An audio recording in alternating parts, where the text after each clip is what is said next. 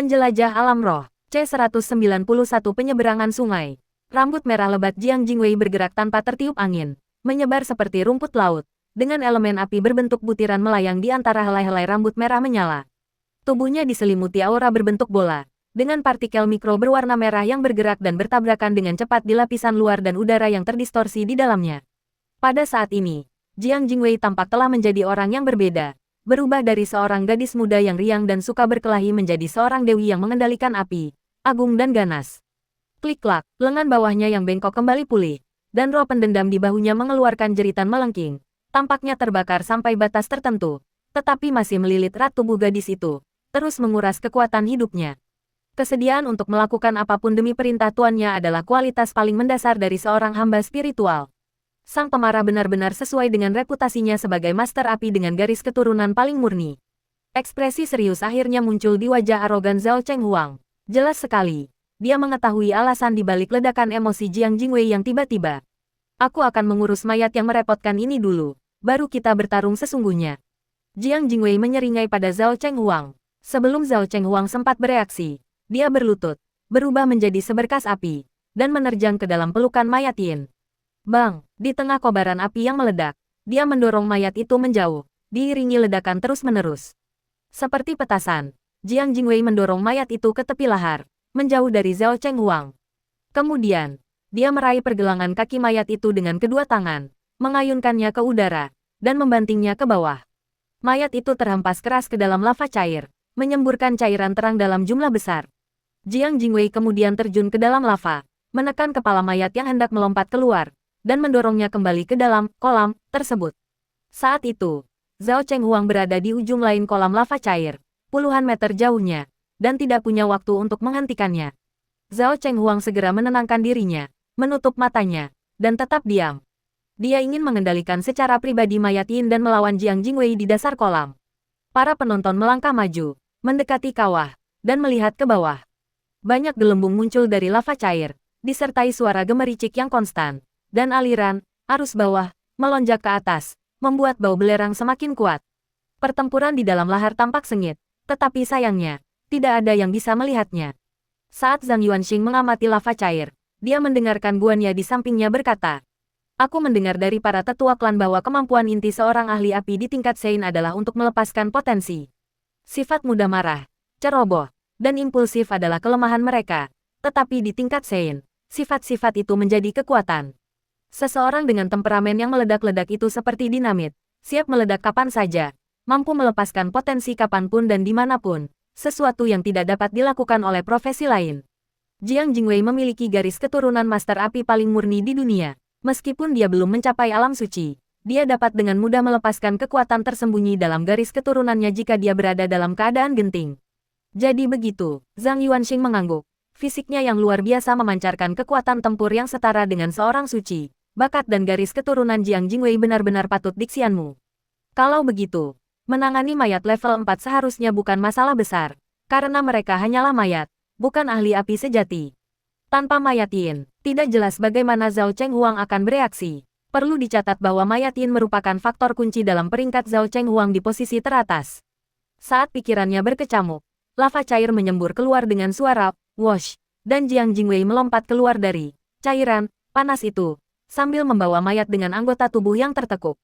Keributan muncul dari kawah, dan diskusi pun terjadi di mana-mana. Jiang Jingwei berada di peringkat ke-6 dalam daftar 20 teratas, namun ia berhasil membunuh mayat Yin Zhao Chenghuang, sebuah hasil yang mengejutkan banyak orang. Dengan kemampuan seperti itu, mereka seharusnya bisa masuk ke 3 besar.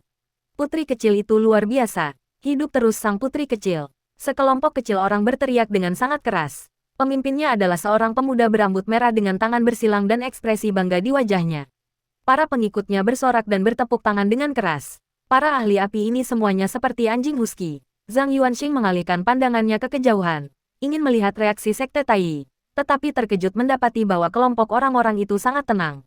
Di dalam arena, Jiang Jingwei dengan santai melemparkan mayat itu ke atas sebuah pilar, lalu berdiri dengan tangan di pinggang, tertawa terbahak-bahak. Itu benar-benar memuaskan. Saya sudah lama tidak bersenang-senang seperti ini. Zhao Chenghuang membuka matanya, tidak menatap mayat Yin yang lumpuh itu. Kerugian ini berada dalam kendalinya. Setelah pertempuran, dia bisa menggunakan kekuatan Taiyin untuk memeliharanya dan memperbaiki mayat Yin dalam 10 hingga 15 hari. Dia mengerutkan kening, menatap Jiang Jingwei, dan berkata, kamu tidak bisa mempertahankan kondisi ini untuk waktu lama. Mengapa kamu tidak menggunakan alat bantu apapun barusan, alih-alih memilih untuk bertindak ekstrim? Zhao Chenghuang bingung dengan tindakannya. Para Master Api memang tidak memiliki cara untuk menekan roh, tetapi siapakah sebenarnya Jiang Jingwei? Ini adalah seseorang dengan status lebih tinggi dan latar belakang yang lebih mendalam daripada saya. Membekali mereka dengan jalan untuk menahan roh adalah hal yang mudah. Kenapa pakai properti? Itu membosankan sekali. Jiang Jingwei berkacak pinggang dan berkata, aku di sini untuk bertarung. Jika aku akan mengalahkanmu, aku akan mengalahkanmu dengan jujur dan adil. Wajah tegas Zhao Chenghuang tampak membeku sesaat, lalu dia berhenti sejenak sebelum perlahan berkata, baiklah, kalau begitu aku tidak akan menggunakan properti apapun. Setelah mengatakan itu, dia menyingkirkan patung tanah liat kecil yang dipegangnya di telapak tangan. Aku akan mengalahkanmu dengan kekuatan pengembara malam. Zhao Chenghuang membuka mulutnya dan menarik napas. Roh pendendam yang sebelumnya melekat di bahu Jiang Jingwei dan telah menyerap sebagian besar esensinya seketika berubah menjadi gumpalan asap hijau, yang dengan anggun melayang masuk ke dalam mulutnya. Begitu pelayan roh memasuki mulut, mata Zhao Chenghuang langsung melotot dengan urat-urat merah.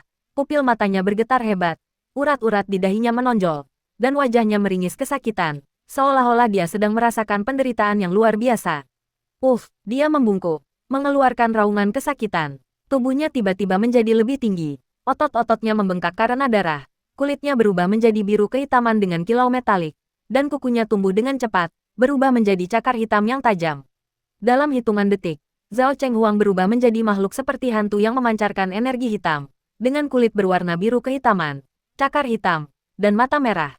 Aura yang terpancar darinya dingin dan penuh kekuatan. Pilar di bawah kakinya tertutup lapisan embun beku putih yang menyebar ke bawah. Lava cair mendingin dengan cepat dan berubah menjadi tanah hitam yang retak. Zhang Yuanxing, yang mengamati dari atas, matanya sedikit menyempit, sangat terkejut. Kekuatan yang benar-benar menakjubkan yang hanya bisa dipahami oleh seorang yang aktif di malam hari.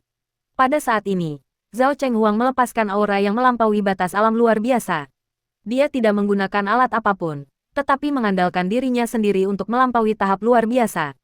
Metodenya sederhana, secara aktif merangsang energi yin di dalam tubuh, menyebabkannya menjadi tidak terkendali dan ganas, sehingga menghasilkan efek yang mirip dengan minyak goreng di atas api yang berkobar.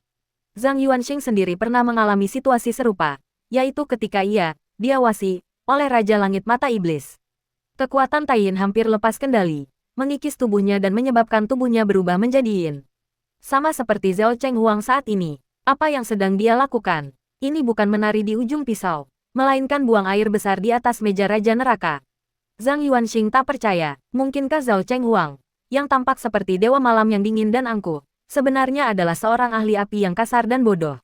Dalam keterkejutannya, sepotong informasi tiba-tiba terlintas di benaknya. Zhao Chenghuang sengaja terjebak di tahap luar biasa dan menunda kenaikannya menuju kesucian. Ini adalah catatan yang diberikan oleh para akademisi resmi pada daftar 20 teratas.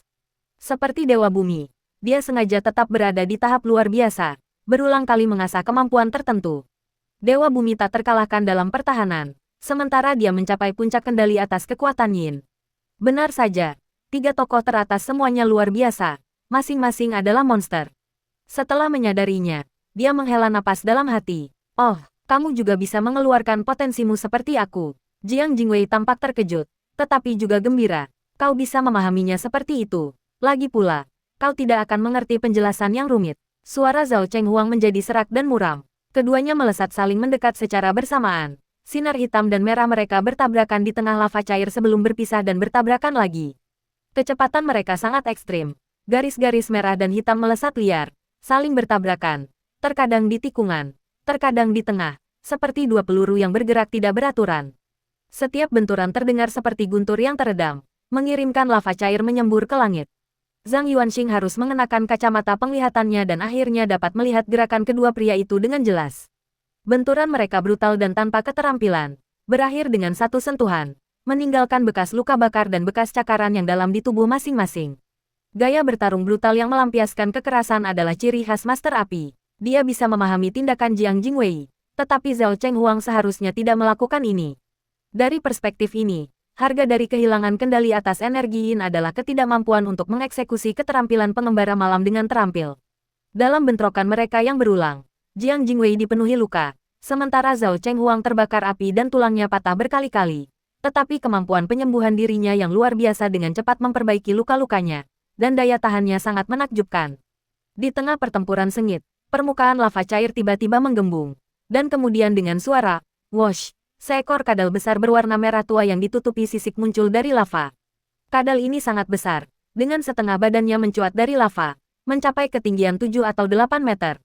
Pupil vertikalnya yang berwarna kuning keemasan berkilat dengan ganas, dan dengan menggembungkan pipinya, ia menyemburkan lava cair berwarna merah tua ke arah Zhao Chenghuang dan Jiang Jingwei yang sedang bertarung sengit. Lava cair itu sangat pekat seperti hujan, mustahil untuk dihindari. Asap putih mendesis dari tubuh Zhao Chenghuang, dan sebagian besar kulitnya yang berwarna biru kehitaman hangus. Aura Jiang Jingwei yang sebelumnya melemah, tampak seperti mendapatkan udara segar. Lava cair yang terciprat ke tubuhnya terurai menjadi partikel merah gelap dan menyatu dengan aura yang mengelilingi tubuhnya. Energi tersebut meningkat secara dramatis. Boom! Tubuh Jiang Jingwei meledak dengan kobaran api, menembus lava cair yang mengalir di atas kepalanya, membawa kobaran api yang menjulang tinggi saat dia meninju Zhao Chenghuang. Dia akan bertarung sampai mati sebelum kemarahannya mereda. Zhao Chenghuang tidak menghindar atau mengelak, wajahnya dingin, dan dia mengulurkan telapak tangannya seperti pisau. Patah! Sebuah pukulan hook mendarat di pipi Zhao Chenghuang, seketika mematahkan lehernya. Kepalanya berputar 180 derajat ke belakang, memperlihatkan punggungnya. Engah, Jiang Jingwei juga menabrak pedang tangan Zhao Chenghuang. Kuku-kuku gelapnya menusuk dari belakangnya. Kelelahan, Jiang Jingwei pingsan. Zhao Chenghuang perlahan menegakkan kepalanya, terkulai di tanah, dan terengah-engah. Kadal besar itu, dengan pipi menggembung, hendak memuntahkan gelombang kedua lava cair. Pembawa acara kompetisi, seorang pria tua berambut merah yang tampak masih muda, mengumumkan dengan lantang.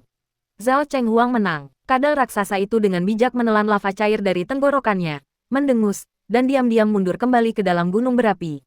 Tetua berambut merah itu membawa Jiang Jingwei yang terluka parah dan tidak sadarkan diri kembali ke kawah gunung berapi untuk dirawat. Tetua Hongying dari Sekte Tai menghembuskan napas energi Yin, yang menyapu mayat Yin dan Zhao Chenghuang, membawa keduanya kembali ke sisinya dan menyerahkan mereka kepada murid-muridnya untuk dirawat. Suara gemuruh yang memekakkan telinga langsung terdengar, dan tempat kejadian seketika menjadi kacau. Apakah mereka benar-benar berada di tahap transenden? Mereka terlalu kuat, terlalu menarik. Ini adalah duel terkuat sejak turnamen dimulai. Peringkat Jiang Jingwei terlalu rendah. Gadis ini benar-benar menakutkan. Bagaimana mungkin dia bisa melepaskan kekuatan sebesar itu dan hampir mengalahkan Zhao Chenghuang? Ini juga membuktikan bahwa Zhao Chenghuang benar-benar kuat. Jurus apa yang baru saja dia gunakan? Aku belum pernah melihat pengembara malam dari Sekte Tai menggunakannya sebelumnya. Hiruk-pikuk diskusi berlanjut untuk waktu yang lama. Pertempuran ini begitu tak terduga sehingga sangat mengejutkan para praktisi alam luar biasa. Selama 5 hari pertama kompetisi, meskipun semua orang terkesan dengan kekuatan para pemain bintang, perencanaan mereka yang cermat, dan banyaknya peralatan yang mereka miliki, semuanya masih dalam batas yang dapat diterima. Wajar jika dia kuat, namun, kemampuan bertarung yang ditunjukkan oleh Jiang Jingwei dan Zhao Chenghuang barusan sungguh tak terbayangkan. Apakah ini kekuatan yang seharusnya dimiliki seseorang di tahap yang luar biasa? Dalam 2 pertandingan berikutnya, Sun Miao Miao dan pemain yang tidak peka terhadap nada tersebut memenuhi ekspektasi dan mengalahkan lawan-lawan mereka, berhasil masuk ke babak 8 besar. Pemuda berambut merah itu, seorang tetua dari geng api merah, berbicara dengan lantang. Kelompok kontestan keempat masuk, para penonton di kawah itu dipenuhi semangat, pertempuran kedua yang sangat dinantikan hari itu akan segera dimulai.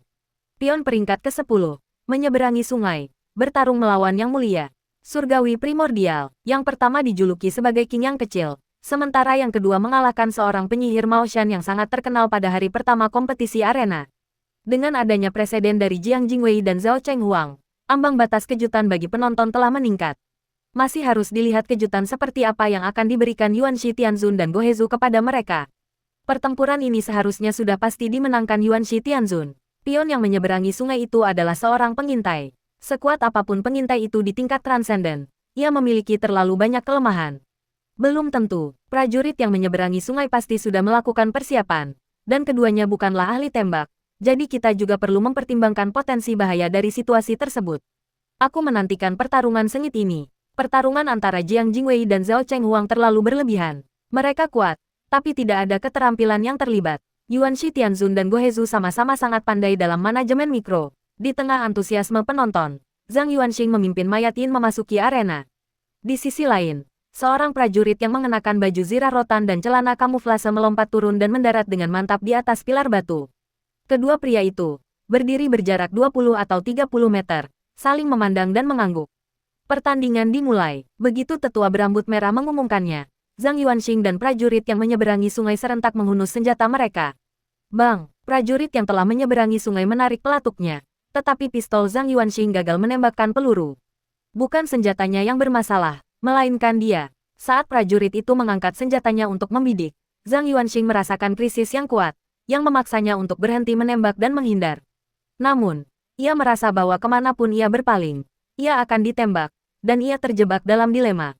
Dalam momen singkat keraguan itu, peluru dari bidak catur yang telah menyeberangi sungai tiba. Seperti yang diperkirakan, tidak ada yang bisa menandingi kemampuan memanah prajurit yang telah menyeberangi sungai. Bahkan Dewa Surgawi Primordial pun tidak bisa menyaksikan pemandangan ini, dan para penonton di atas sana sudah terbiasa dengan hal itu. Terlepas dari lawannya, langkah pembukaan klasik dari pion yang telah menyeberangi sungai adalah untuk menekan musuh dengan daya tembak. Peluru itu mengenai sosok tinggi, orang mati nomor 1, tetapi terhenti oleh otot-ototnya yang kuat dan kekar. Jika Anda tidak bisa menghindarinya, maka jangan mencoba menghindarinya. Zhang Yuanxing mengulurkan tangannya dari belakang mayat, membidik prajurit yang menyeberangi sungai 20 atau 30 meter jauhnya, dan menarik pelatuknya. Dor dor dor, peluru merah gelap membentuk garis-garis paralel, menciptakan rentetan tembakan yang menyelimuti musuh. Prajurit yang telah menyeberangi sungai itu sudah mengetahui sudut tembak Zhang Yuanxing. Saat Zhang Yuanxing mengangkat senjatanya, prajurit itu menundukkan badannya dan bergegas ke samping. Para prajurit melompat dengan cepat di antara pilar-pilar batu, berputar ke samping, dan mengangkat senjata mereka untuk menembak. Zhang Yuanxing dengan cepat mengubah sudut serangannya dan bergerak ke sisi mayat. Peluru itu sekali lagi terhalang oleh daging mayat tersebut. Mayat hidup nomor 1 telah menyerap material dari kelas monster bumi, membuat kulitnya sangat keras dan tidak menimbulkan rasa sakit, menjadikannya perisai yang sangat baik. Memanfaatkan kelincahan Yuanxi Tianzun, Gohezu menyimpan pistolnya, otot kakinya menegang, dan dia berlari liar di antara pilar-pilar batu seperti seekor citah yang lincah. Dengan menggunakan mayat sebagai tameng, Zhang Yuanxing kembali mengulurkan tangannya dan melepaskan tembakan. Dor dor dor, berbeda dengan sebelumnya, prajurit yang menyeberangi sungai kali ini tidak menghindar. Sebaliknya, ia menerjang maju, menantang peluru. Baju zirah rotannya meledak menjadi semburan api. Melihat hal ini, Zhang Yuanxing dengan tegas menjauh dari mayat Yin dan memberi perintah untuk menyerang musuh. Mata pria yang sudah mati itu berkilat dengan cahaya yang ganas. Dia menekuk kakinya dan melompat tinggi ke udara. Lutut kanannya patah saat dia melayangkan tendangan cambuk. Prajurit yang menyeberangi sungai itu tampaknya telah mengantisipasi gerakannya. Ia melanjutkan serangannya, menundukkan kepala untuk menghindari tendangan cambuk. Dan pada saat yang sama, bahunya menghantam selangkangan mayat tersebut. Dengan memanfaatkan momentum lompatan, prajurit itu mendorong dirinya dengan kedua bahunya, melemparkan mayat itu jauh. Kemudian, ia mendarat di pilar batu tempat mayat itu berdiri sebelumnya. Prajurit yang telah menyeberangi sungai itu tidak melihat mayat yang terlempar tinggi ke udara. Dia berputar, mengubah arah, dan menerkam Yang Mulia Surgawi Primordial, yang berada 2 pilar di depannya. Zhang Yuanxing tetap tenang dan menembakkan senjatanya. Prajurit itu, yang tergantung di udara, tidak punya cara untuk menghindari peluru, yang meledak lagi di depan dadanya. Karena tidak mampu menembus pertahanan lawan, Zhang Yuanxing mengambil langkah menentukan dan memasuki mode Night Roaming. Begitu tubuhnya lenyap, magma di bawahnya bergemuruh, menciptakan gelombang terang dan menyemburkan api yang sangat besar. Di bawah serangan tanpa pandang bulu, Zhang Yuanxing tewas. Pada saat itu, prajurit yang melompat ke udara mendarat di pilar batu yang sama dengan Zhang Yuanxing. Yuanxi Tianzun telah dihubungi. Sungguh kebetulan, api tiba-tiba meletus. Dia sangat tidak beruntung. Ini bukan kebetulan. Pion yang menyeberangi sungai itu sedang menghitung waktu. Semuanya sesuai dengan harapannya. Dia benar-benar pantas disebut King yang kecil. Terdengar desahan pelan dari penonton di atas. Sejak awal kompetisi arena hingga saat ini, setiap kontestan yang didekati oleh bidak yang telah menyeberangi sungai ditakdirkan untuk mengalami kekalahan telak. Guan Ya, Xie Lingqi, Ratu, dan yang lainnya, serta mereka yang optimis tentang Yuanxi Tianzun, semuanya berada dalam keadaan tegang. Bahkan Zhao Chenghuang, yang sedang beristirahat dengan mata tertutup dan fokus pada pemulihan, membuka matanya dan mulai memperhatikan jalannya pertempuran. Pada saat itu, prajurit yang sedang menyeberangi sungai tiba-tiba merasakan hawa dingin di pundaknya. Pelayan roh itu menendang ke arah tempat Yuanxi Tianzun melarikan diri, tepat mengenai bahunya. Kemudian, Prajurit penyeberangan sungai itu dengan tenang mengeluarkan sebuah terompet dan mulai memainkannya. Bunyi terompet itu terdengar sedih dan menyayat hati, mencerminkan suasana pembunuhan dan kekerasan di medan perang. Rasa dingin di bahuku langsung hilang, dan pelayan roh itu mundur. Terompet ini adalah item untuk profesi pengintai. Suaranya dapat mengintimidasi musuh dan mengusir roh jahat. Pemiliknya adalah atasan dari prajurit yang menyeberangi sungai, seorang ahli pedang. Setelah baru saja mendapatkan kembali keseimbangannya usai ditendang, Zhang Yuanxing mendengar suara terompet yang memilukan dan merasakan getaran di hatinya, diliputi rasa takut dan pengecut yang tak terlukiskan.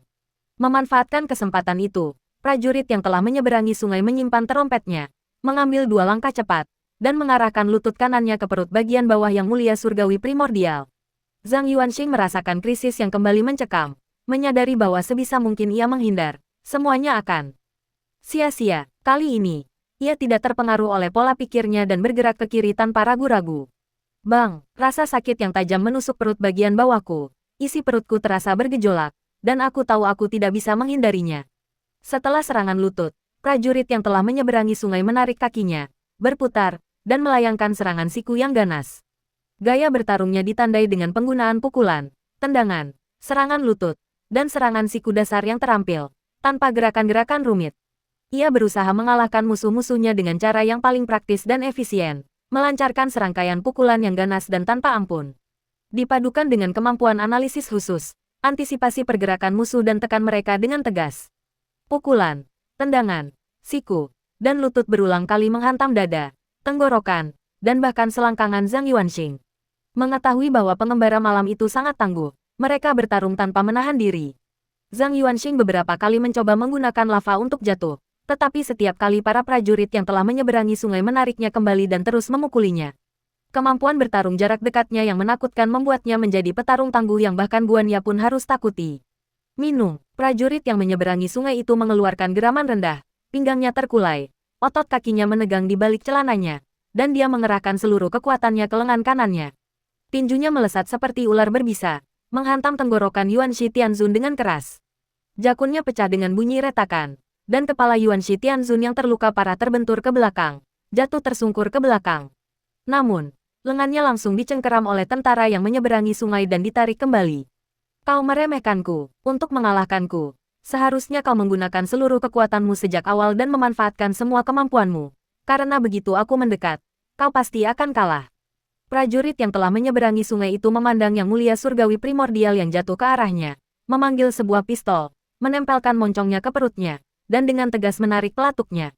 Dor dor dor, suara tembakan terdengar, seolah bergema di telinga para penonton di luar stadion, meninggalkan keheningan total.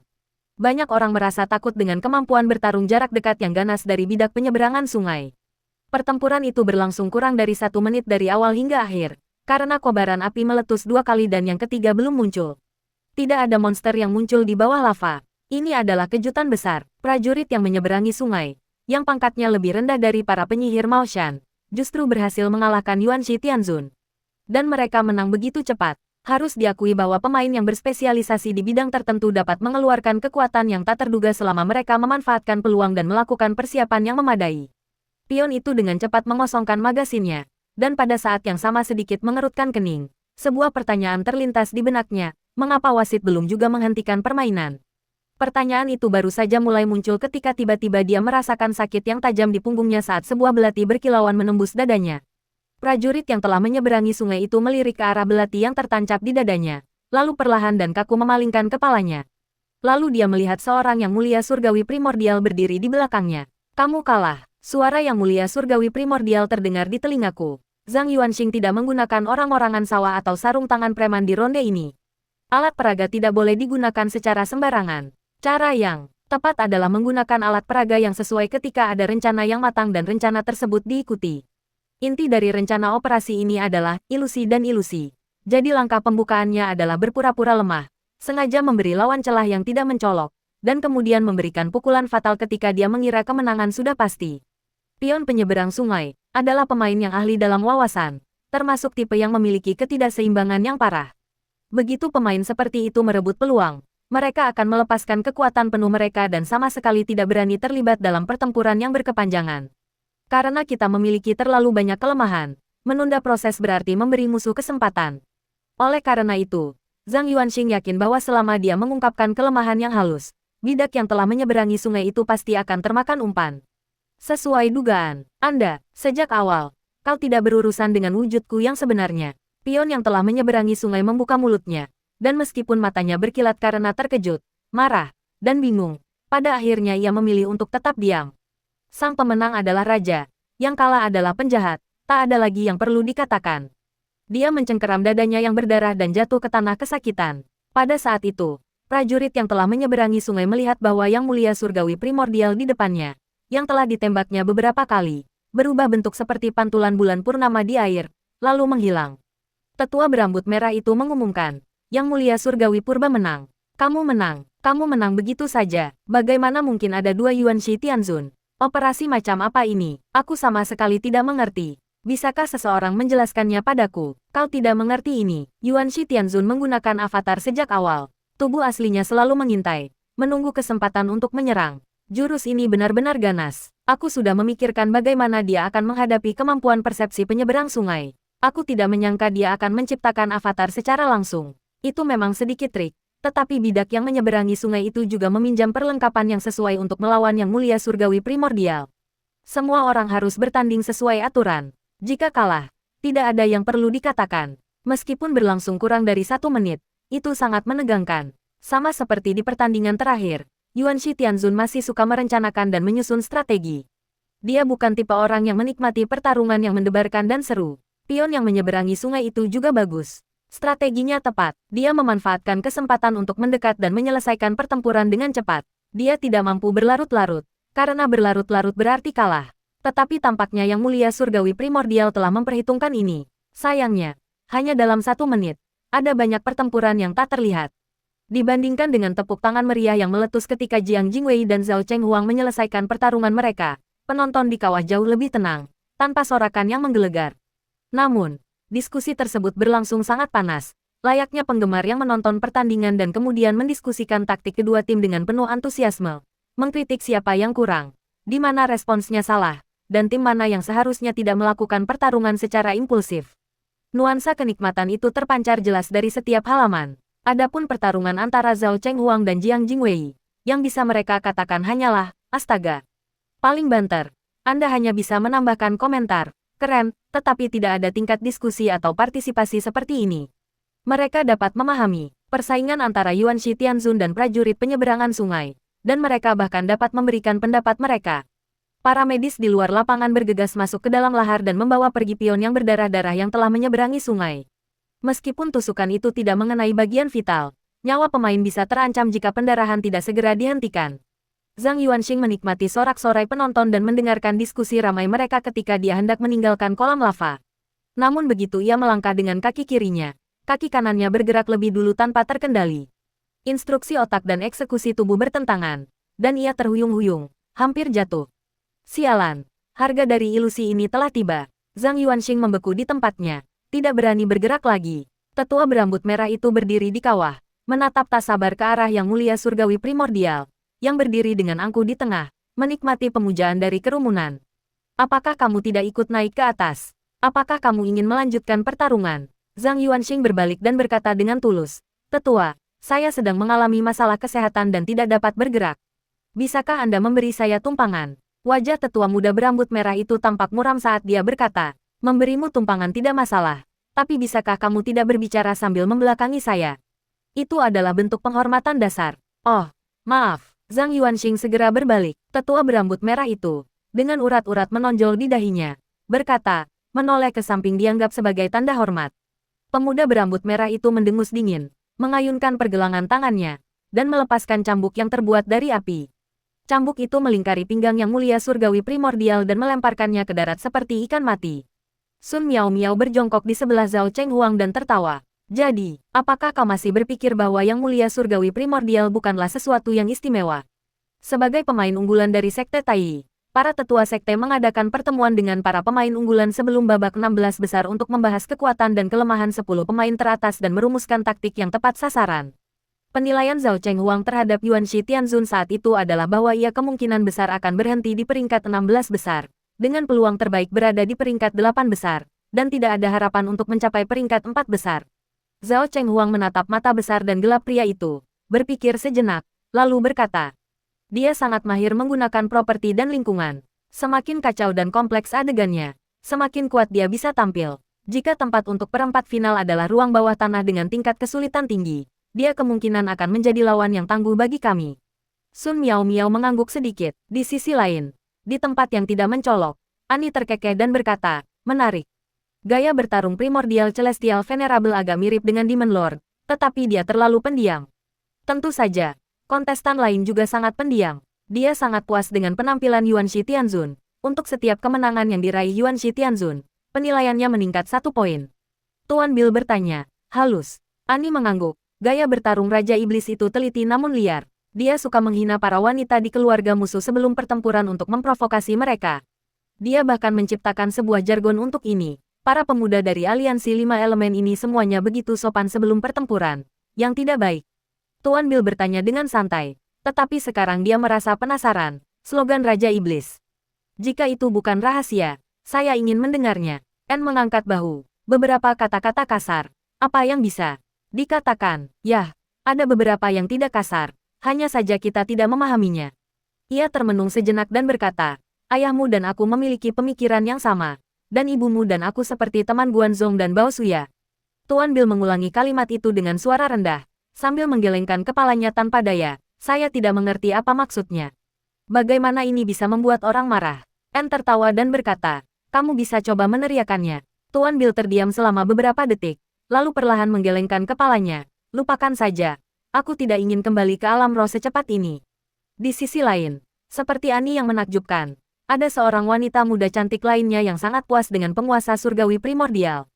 Zurong menyipitkan mata indahnya, menatap garis samar Yuan Shi Tianzun di kejauhan. Senyumnya memesona sekaligus berbahaya.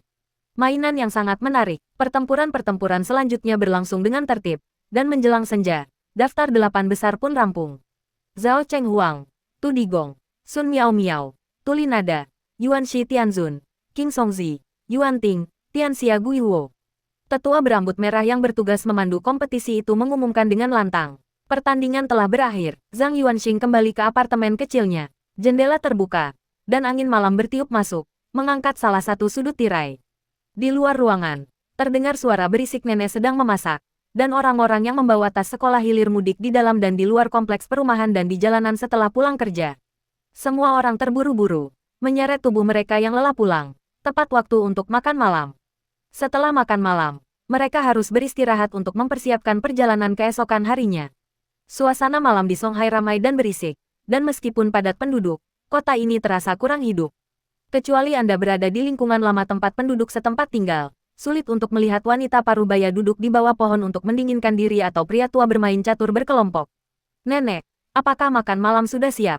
Aku lapar. Zhang Yuanxing membuka pintu, menjulurkan kepalanya keluar, dan berteriak. Kapan kamu kembali? Suara nenek terdengar dari dapur. Tunggu setengah jam lagi. Oh, Zhang Yuanxing menengadahkan kepalanya, mengangkat teleponnya, dan mengirim pesan kepada Xiao Yuan untuk membual tentang kemenangannya. Seperti biasa.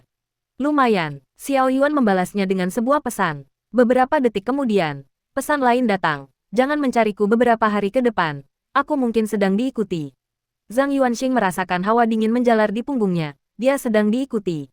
Dia mengirim pesan. Apakah mereka dari organisasi resmi? Xiao Yuan, aku tidak tahu. Pihak lawan sangat berhati-hati. Level mereka pasti cukup tinggi. Mereka belum melakukan langkah drastis apapun. Aku berencana untuk memancing mereka lebih jauh. Seingatku, Xiao Yuan adalah penyihir tingkat Sein. Seseorang dengan level seperti itu seharusnya mampu melindungi diri sendiri bahkan saat menghadapi pasukan resmi.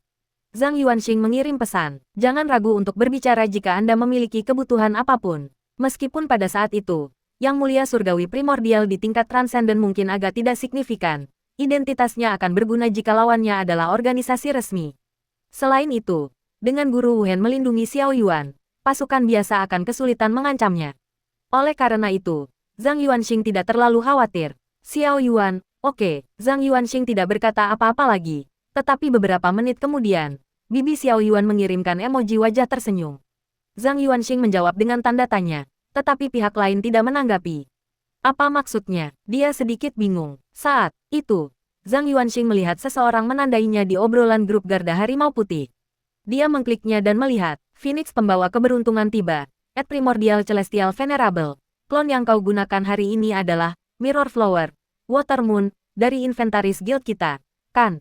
Sulit untuk mempengaruhi pengintai dengan spesialisasi insight menggunakan metode interferensi. Pilihanmu untuk menggunakan klon sangat cerdas. Kau adalah pemain yang unggul dalam memanfaatkan item. Yu Fenglai, saya telah mencantumkan kekuatan dan kelemahan 8 kontestan teratas, dan item apa yang dapat digunakan untuk melawan mereka. Bagi mereka yang berada di luar 3 besar, Anda dapat menemukan item yang sesuai di gudang guild penjaga harimau putih. Namun, tidak ada item yang sesuai di gudang guild untuk Zhao Cheng Huang, Sun Miao Miao, dan Dewa Bumi, kecuali jika Anda berada di level Sein. Tetapi saya tidak menyarankan untuk menggunakannya. Jika menyangkut penggunaan item tingkat Sein, batasan antara melanggar aturan dan tidak melanggar aturan agak kabur.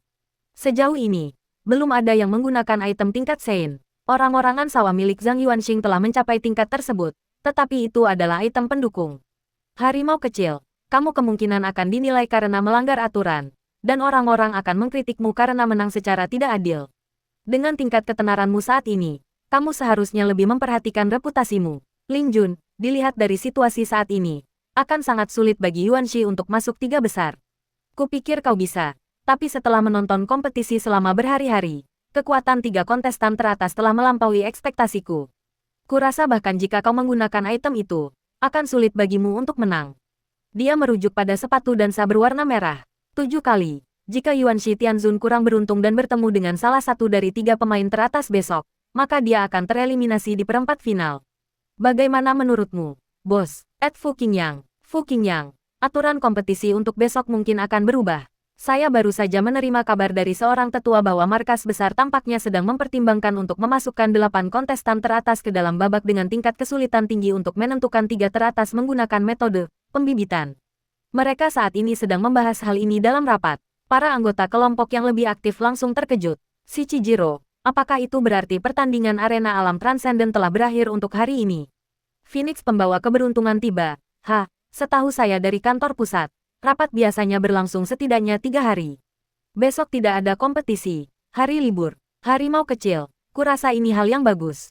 Dungeon pembunuhan skala besar seperti tempat berkembang biak monster. Markas besar mungkin ingin kompetisi ini lebih mirip dungeon pembunuhan, agar 8 pemain teratas dapat beradaptasi secepat mungkin.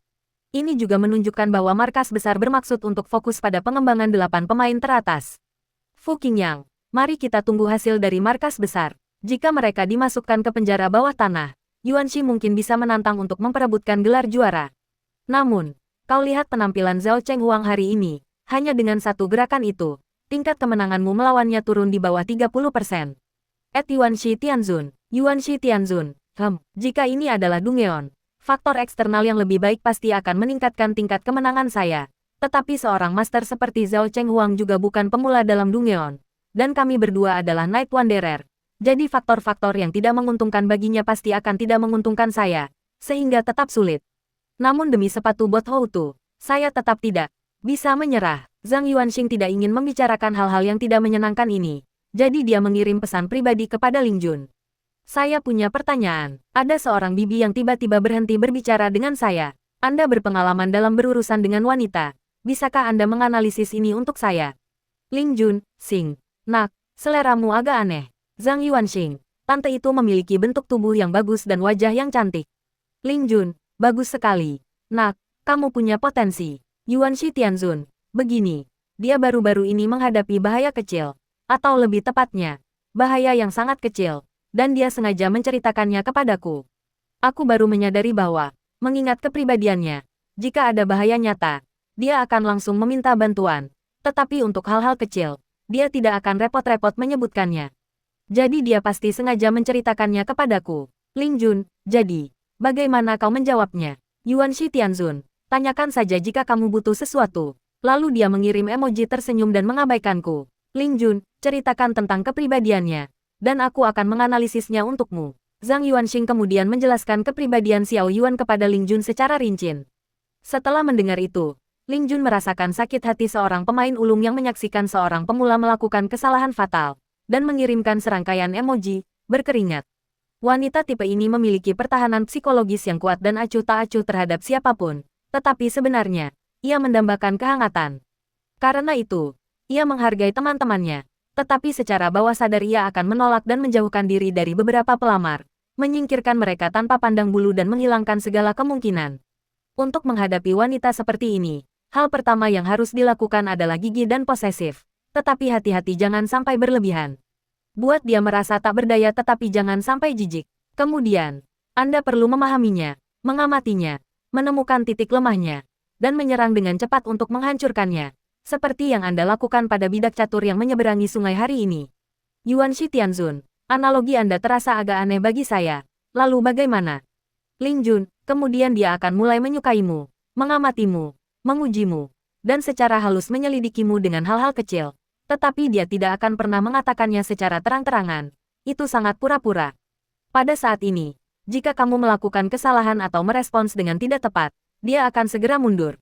Zhang Yuanxing tiba-tiba menyadari apa yang sedang terjadi dan dengan cepat mengirim pesan, bagaimana kita bisa memperbaiki ini? Ling Jun, dia sudah bilang jangan menemuinya. Jadi lakukan sebaliknya. Lebih baik pergi secara diam-diam. Di satu sisi, tunjukkan bahwa kamu menghormati pilihannya. Dan di sisi lain, tunjukkan bahwa kamu peduli padanya. Kamu harus selalu ingat bahwa wanita seperti ini sangat berpura-pura. Tetapi dia juga mendambakan kehangatan dan perhatian. Jadi, kegigihan, pasti akan berhasil. Jika kamu mengatakan tidak, dan kamu benar-benar berpikir kamu tidak menginginkannya, itu akan bodoh. Itu masuk akal. Itu masuk akal. Zhang Yuanxing mengunggah serangkaian emoji. Bos besar, terimalah penghormatan saya. Kemudian dia mengirim pesan yang menanyakan, hubungan saya dengan kakak perempuan saya sudah lama terhenti. Dia sangat toleran terhadap saya dan sangat dekat dengan saya. Tetapi saya selalu merasa ada sesuatu yang kurang. Kami lebih dari sekadar teman. Tetapi belum sampai sepasar kekasih. Ling Jun, maksudmu Guan ya, kan? Zhang Yuanxing mengunggah meme bertuliskan, bos besar, terimalah penghormatan saya, untuk menutupi rasa malunya. Ling Jun, tidak ada yang perlu dipermalukan. Saat masih muda, aku mendambakan dua orang kepercayaan. Yang satu bernama Lin Dayu dan yang lainnya bernama Bao Chai. Dan seorang penghangat ranjang seperti King Wen di sisiku. Idealnya, aku juga ingin seorang wanita muda bernama Qin Kecing mengajariku bagaimana menjadi dewasa. Anak laki-laki muda selalu memiliki pikiran seperti ini. Setiap pria muda di awal usia 20-an yang mengatakan dia tidak memiliki perasaan terhadap wanita hanyalah membual. Menurut Ling Jun, Yuanshi Tianzun adalah tipikal pria heteroseksual yang menyukai banyak wanita cantik tetapi belum pernah memiliki pacar. Meskipun Yuanshi Tianzun sangat pandai mengurus urusan dan terampil dalam interaksi sosial, komunikasi antar pribadi dan kencan bukanlah hal yang sama. Yang terakhir membutuhkan pengalaman. Dan jika Anda tidak memiliki pengalaman, Anda tidak memiliki pengalaman sama sekali. Menjadi seorang sosialita dan menjadi seorang kekasih yang berpengalaman adalah dua konsep yang berbeda. Ling Jun, tapi jujur saja, aku tidak menyarankanmu mengejar Guan ya.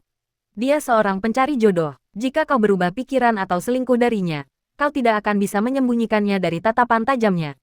Kuncinya adalah, kau tidak boleh memukulnya. Ketika hubungan itu berakhir, kau akan menjadi korban kekerasan dalam rumah tangga. Yuanshi Tianzun, Ling Jun, tapi karena kau bertanya, aku pasti akan mengajarimu. Guan Ya berasal dari keluarga makhluk spiritual dan memiliki standar yang sangat tinggi. Dia memandang rendah orang biasa. Kau tidak akan keberatan dengan ini. Reputasi Yuanshi Tianzun sudah cukup. Dia punya kepribadian yang unik. Saat dia mengucapkan hal-hal yang vulgar, bahkan aku pun tersipu dan merasa malu. Tapi kamu tidak punya masalah ini. Dan itu merupakan faktor penting untuk memenangkan hatinya. Menurut analisisku, ada 3 alasan mengapa hubunganmu dengannya mengalami kebuntuan. Pertama, kalian belum lama saling mengenal. Seorang wanita dari keluarga seperti dia tidak akan menjalin hubungan romantis dengan seorang pria dalam waktu sesingkat itu. Kedua, itu masih karena latar belakang keluarganya. Meskipun dia pemberontak, dia tahu statusnya sendiri. Keluarganya pasti akan ikut campur dalam pilihan suaminya. Dia mungkin merasa bahwa kamu belum pantas untuk bertemu orang tuanya. Jadi dia menjaga jarak darimu. Ketiga, Anda kehilangan pemicu, seperti pengakuan cinta yang romantis, krisis hidup dan mati, atau perselingkuhan tanpa kendali saat mabuk. Aku mengerti. Zhang Yuanxing menatap kosong. Ling Jun, apakah ada lagi? Jika tidak, saya akan makan. Oh, dan ada juga kepala istana penghenti pembunuhan. Yuanshi Tianzun, itu saja. Terima kasih, Tuan. Zhang Yuanxing mengklik foto profil Ling Jun dan mengubah nama panggilannya menjadi mentor kehidupan.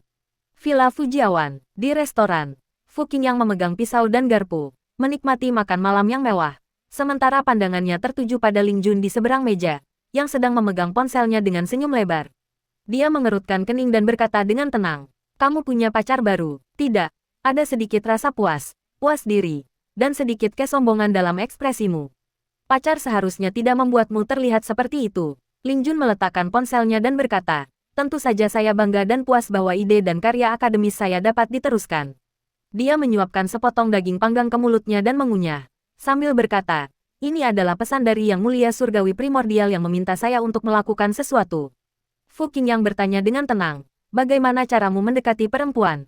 Tidak, kata Ling Jun dengan serius. Tolong ajari aku bagaimana menjadi sepupu iparmu. Setelah makan malam, Zhang Yuanxing berbaring di tempat tidur sambil melihat-lihat unggahan di forum resmi. Sesekali mengobrol dengan Guan Ya. Sesekali, dia akan memperhatikan Xie Lingqi dan Ratu. Yang ada di benaknya adalah apa yang dikatakan Fu Qingyang sebelum makan.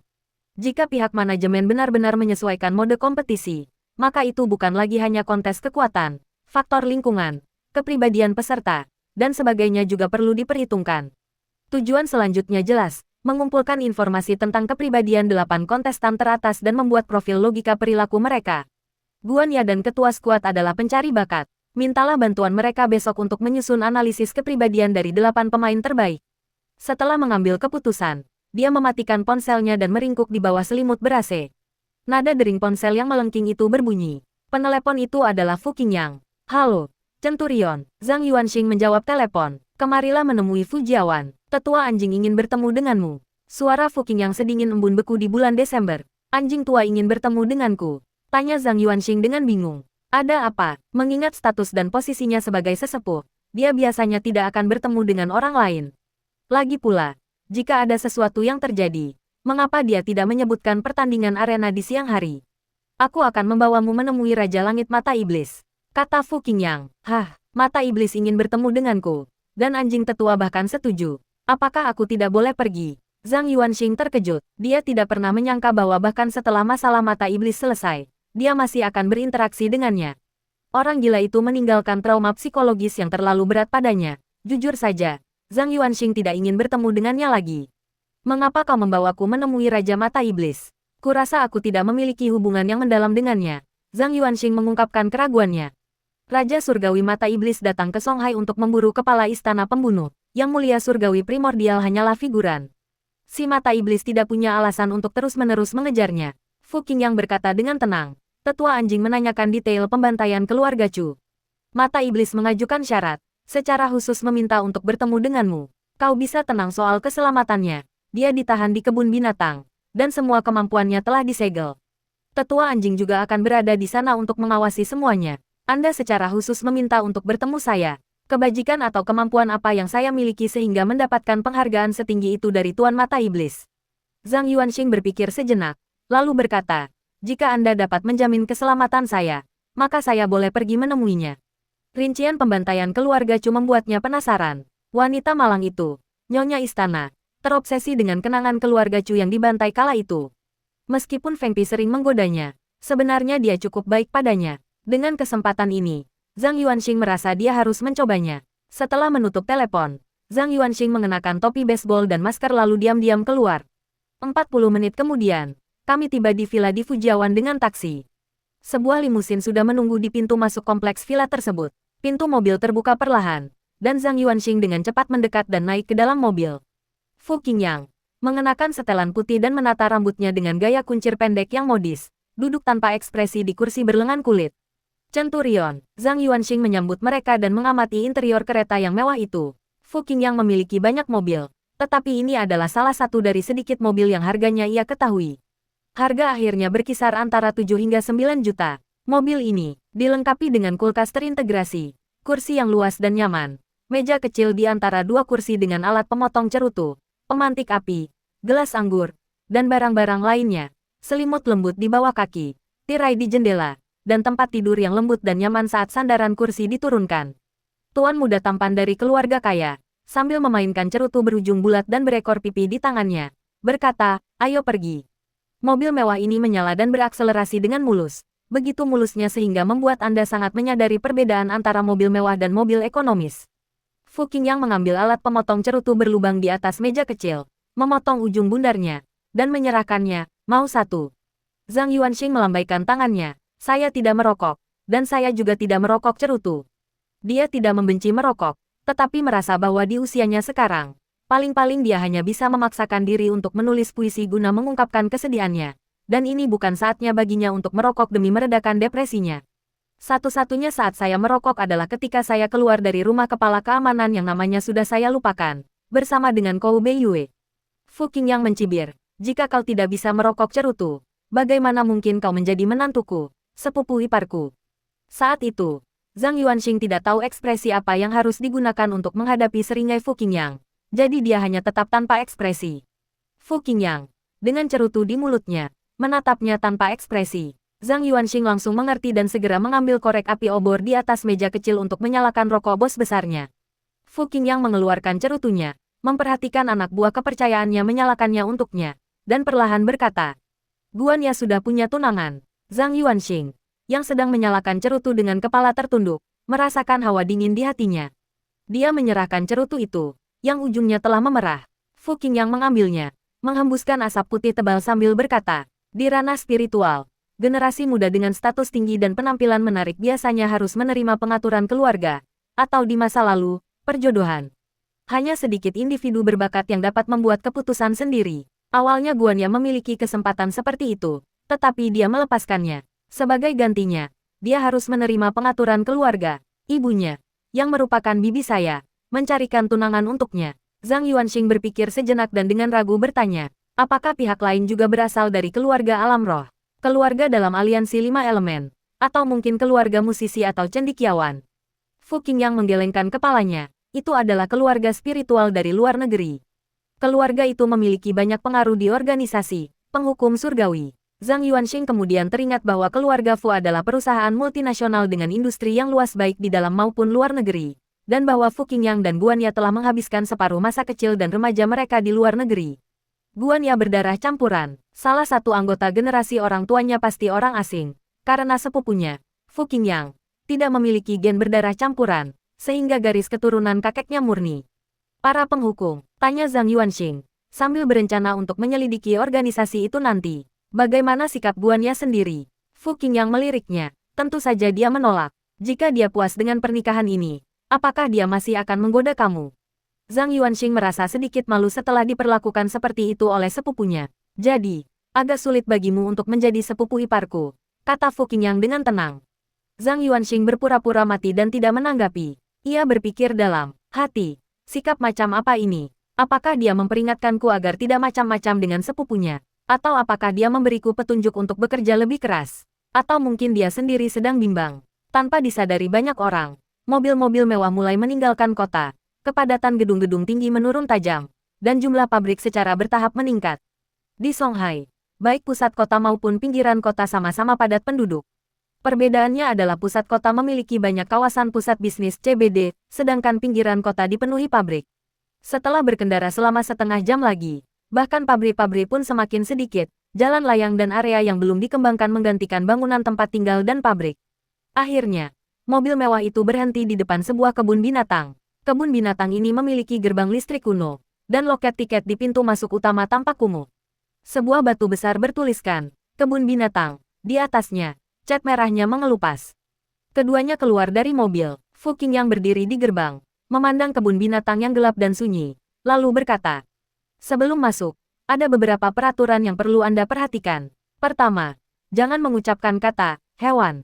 Kedua, jika Anda melihat kelinci datang, jangan hiraukan. Ketiga, jika anggota staf datang untuk bertanya, perhatikan seragam mereka. Para staf berseragam hitam, jangan menjawab, sama sekali jangan menjawab. Para staf berseragam biru, katakan saja, saya baik-baik saja, saya tidak butuh bantuan. Zhang Yuanxing awalnya terkejut, kemudian menyadari apa yang sedang terjadi, dan ragu-ragu sebelum berkata. Kebun binatang ini, Fu Qingyang mengangguk, itu adalah alat peraga berbasis aturan, di level dominator. Pada siang hari, ia tidur dan tidak perlu mengikuti aturan, jadi kebun binatang dibuka untuk pengunjung pada siang hari, tetapi semua orang harus pergi setelah senja. Item-item tipe aturan di level dominator mungkin merupakan batas atas dunia alam roh, atau mungkin mendekati itu. Omong-omong, apakah seluruh kebun binatang itu hanya satu item saja? Tanya Zhang Yuanxing. Aku sudah mendapatkannya. Fu Qingyang berjalan ke gerbang listrik dan berkata, buka gerbangnya. Pintu elektrik itu benar-benar menyala dan perlahan terbuka. Fu Qingyang melangkah masuk ke taman, dan Zhang Yuanxing buru-buru mengikutinya. Tepat saat dia melewati gerbang listrik dan memasuki kebun binatang, dia tiba-tiba merasakan tatapan samar yang tak terlihat turun dari balik bayangan. Dia tiba-tiba berhenti dan mendongak. Langit malam gelap dan luas, tanpa suara sama sekali. Ada apa? Fu Qingyang berhenti dan menoleh ke belakang. Siapa yang mengawasiku? Ini pasti bukan imajinasiku. Zhang Yuanxing mengerutkan kening dan berkata, aku merasa seperti ada yang memata-mataiku. Dia menunjuk ke langit. Mendengar itu, Fu Qingyang melirik ke langit, berpikir sejenak, lalu berkata dengan tenang, abaikan saja. Keduanya berjalan menyusuri jalan utama yang lebar, dengan lampu jalan redup di kedua sisinya. Lampu jalan itu tidak terlalu terang dan berjarak 4 atau 5 meter, yang berarti lampu jalan hanya dapat memproyeksikan titik-titik cahaya melingkar tepat di bawahnya. Di antara lampu-lampu jalan terbentang kegelapan yang sunyi. Ini adegan klasik dari film horor. Tidak. Dibandingkan dengan properti yang didominasi aturan dan bersifat otoriter, unsur supernatural sama sekali bukan apa-apa, gumam Zhang Yuanxing pada dirinya sendiri. Sosok Fu Qingyang yang tinggi dan tegap dalam setelan putihnya memberinya rasa aman yang besar. Tuan muda ini tenang, kuat, dan selalu penuh percaya diri. Setelah berjalan sekitar 5 menit, sebuah persimpangan jalan muncul di depan, dengan sebuah tanda yang terpasang di sana. Papan tanda itu bergambar singa. Fu Qingyang berbelok ke persimpangan jalan dan memimpin jalan. Zhang Yuanxing mengikuti mereka ke persimpangan jalan menuju Taman Singa. Tepat saat itu, sebuah suara samar tiba-tiba terdengar dari belakangnya. Permisi, apakah Anda butuh bantuan? Zhang Yuanxing menoleh dan melihat sesosok figur berseragam hitam berdiri di bawah cahaya lampu jalan, mengenakan topi baseball. Bayangan yang dihasilkan oleh pinggiran topi menutupi wajahnya. Karyawan berseragam hitam itu, yang tak mampu menjawab, dengan cepat berbalik dan mempercepat langkahnya untuk menyusul Fu Qingyang. Melihat Zhang Yuanxing tidak menjawab, sosok di bawah lampu jalan itu menjadi cemas dan buru-buru menyusul. Suaranya semakin lemah saat bertanya. Permisi, apakah Anda butuh bantuan? Ketika Zhang Yuanxing mendengar langkah kaki para karyawan berseragam hitam mengejarnya, dia hampir saja melarikan diri. Tetapi dia ingat instruksi Fu Qingyang, memaksa dirinya untuk tetap tenang, dan tidak menanggapi atau memperhatikannya. Langkah kaki itu semakin mendekat, lalu secara misterius menghilang tepat saat hendak mencapai bagian belakang mereka. Mereka sudah pergi. Zhang Yuanxing diam-diam menghela napas lega. Tetapi tiba-tiba, dia mendengar bisikan di telinganya lagi. Kau di sini, akhirnya kau datang menemuiku. Siapa yang bicara? Zhang Yuanxing merasakan hawa dingin menjalar di punggungnya. Otot-ototnya menegang sebagai respons. Dia diam-diam mengamati sekelilingnya, lampu jalan redup, dan garis-garis vegetasi serta bukit-bukit buatan tersembunyi dalam kegelapan, sunyi dan tak bergerak. Fu Qingyang berjalan di depan, berkata dengan tenang, jangan menoleh ke belakang, terus berjalan. Zhang Yuanxing menarik napas dalam-dalam, membersihkan pikirannya dari segala gangguan, dan mengikuti Fu Qingyang dari dekat. Untungnya, tidak ada hal aneh yang terjadi setelah itu. Beberapa menit kemudian, keduanya tiba di kandang singa. Melalui pagar besi yang tinggi, Zhang Yuanxing hanya melihat seekor singa putih yang berbaring malas di platform tengah di kandang yang luas itu. Ia memiliki tubuh yang ramping dan lincah, dan surai putihnya sangat indah, memberikan kesan agung layaknya raja padang rumput. Singa putih itu, dengan tatapan gelap dan dalam, diam-diam mengamati kedua turis itu melalui pagar besi. Di dalam sel yang bersebelahan dengan taman singa, Zhang Yuanxing melihat Raja Langit Mata Iblis, yang terkurung di dalam pohon kamper di dalam ruangan. Tangan, kaki, dan bagian bawah tubuhnya tampak menyatu dengan pohon tersebut. Pohon kamper ini tidak tinggi, tetapi batangnya sangat tebal dan berkerut, dengan sulur-sulur yang menjuntai dari cabang dan daunnya yang rimbun. Seekor boneka beruang berambut keriting sedang duduk di bawah pohon. Saat melihat Yuanxi Tianzun masuk, mata Raja Langit Mata Iblis berbinar. Lebih tua, Zhang Yuanxing membungkuk dan memberi salam kepadanya. Tetua anjing itu mengangguk sedikit, tetap dalam posisi jongkok, dan menatap mata iblis yang tersegel di pohon, sambil berkata, orang yang seharusnya kau temui telah tiba. Kuharap kau akan menepati janjimu. Raja Langit Mata Iblis menatap Zhang Yuanxing, seringai tersungging di bibirnya. Wajahnya penuh dengan kesenangan. Aku ingin berbicara dengan penguasa langit primordial sendirian. Elder Dog menggelengkan kepalanya dan berkata, kau tahu ini tidak ada gunanya. Di kebun binatang, tumbuhan adalah mata dan telinganya. Raja Mata Iblis menyeringai. Aku hanya tidak suka ada anak kecil di sekitarku saat aku sedang berbicara. Fu Qingyang, orang biasa, mengangkat alisnya. Elder Dog berpikir sejenak, lalu menatap Zhang Yuanxing dan berkata, apapun yang dia katakan, kau tidak boleh melepas pita dari dahinya.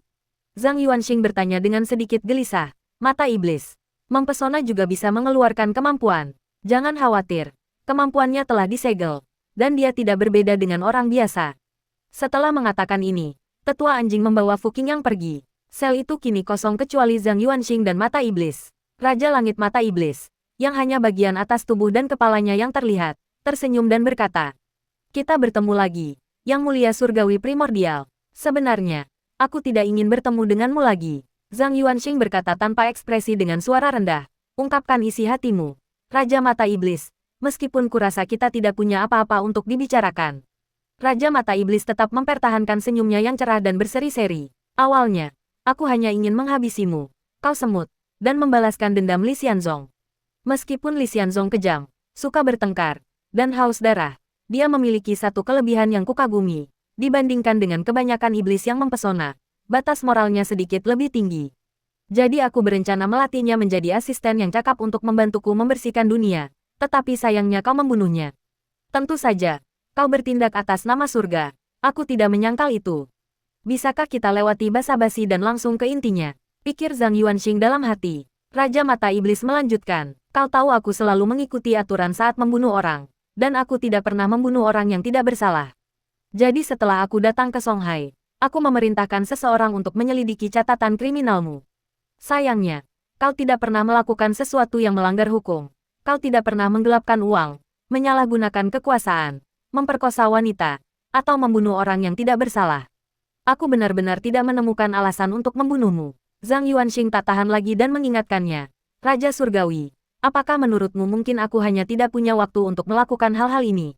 Raja Mata Iblis mengangguk. "Bawahan saya mengingatkan saya. Tetapi bagaimana Anda menjelaskan kasus menara burung pipit perunggu? Keuntungan dan risiko Anda dalam kasus ini tidak seimbang. Apa yang mendorong Anda mempertaruhkan nyawa untuk menghancurkan menara burung pipit perunggu? Kamu tidak perlu menjawabku. Tanyakan saja pada hatimu sendiri." Zhang Yuanxing terdiam dan bertanya dengan tak berdaya. "Anda meminta saya datang menemui Anda. Sebenarnya apa yang ingin Anda katakan? Apa yang ingin Anda lakukan?" Raja Langit Mata Iblis memberikan jawaban yang tidak relevan dan menghela napas. "Hidupku benar-benar gagal. Aku berjuang untuk bertahan hidup saat masih kecil. Hidupku tak berharga. Aku marah pada pejabat korup saat masih muda. Dan aku tunduk pada para penindas yang menindas orang lemah. Ketika aku menjadi iblis yang mempesona, aku akan menghadapi orang-orang yang paling kubenci. Terkadang aku kesulitan menoleransi mereka, tetapi aku tidak berdaya untuk melakukan apapun. Aku ingin membersihkan dunia dari kejahatan, menghentikan pembunuhan dengan pembunuhan, mengendalikan kekerasan dengan kekerasan. Orang-orang yang taat hukum mengatakan aku ekstrim, bahwa aku gila, dan bahwa aku pantas mati. Kubu jahat mengatakan aku sakit jiwa. Bukankah begitu?" Zhang Yuanxing mendengarkan dalam diam. "Akhirnya aku menemukan Li Xianzong. Setidaknya aku punya teman. Sampai aku mengerti dirimu." Mata Raja Mata Iblis tiba-tiba menyala dengan semangat saat dia berkata, "Yuanxi Tianzun, ada banyak orang yang menaati hukum. Tetapi mereka yang rela mempertaruhkan nyawa demi kebenaran sangatlah langka.